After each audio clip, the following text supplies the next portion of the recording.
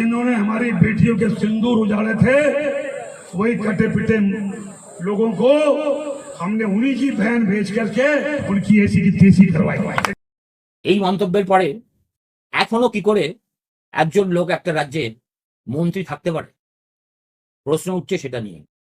তাহলে কি বিজেপি নেতৃত্ব ভয় পাচ্ছেন যে এর বিরুদ্ধে ব্যবস্থা নেওয়া হলে সেটা একটা দৃষ্টান্ত স্বরূপ হয়ে থাকবে, এবং তাদের দলে যেহেতু এই ধরনের মন্তব্য প্রচুর লোকে করে থাকে, অতএব একবার কাউকে শাস্তি দিলে পরপর সবাইকে শাস্তি দিতে হবে, সেই ভয়ে কি তারা হাত গুটিয়ে বসে আছেন? দেখুন, আপনাদের প্রজ্ঞা ঠাকুরের কথা মনে আছে নিশ্চয়ই। ওই মধ্যপ্রদেশের নেত্রী ছিলেন, যিনি এখন ফাঁসি কাটে ঝুলবেন কিনা মালেগাঁও ঘটনা নিয়ে তার দিকে গোটা দেশ তাকিয়ে আছে।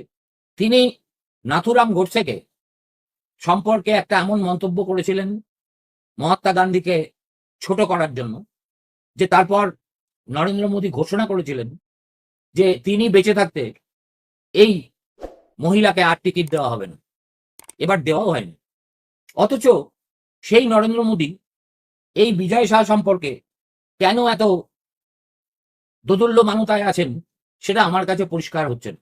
একথা ঠিক, তিনি মধ্যপ্রদেশের ওই চত্বরের একজন খুব প্রভাবশালী এবং জনপ্রিয় উপজাতি নেতা।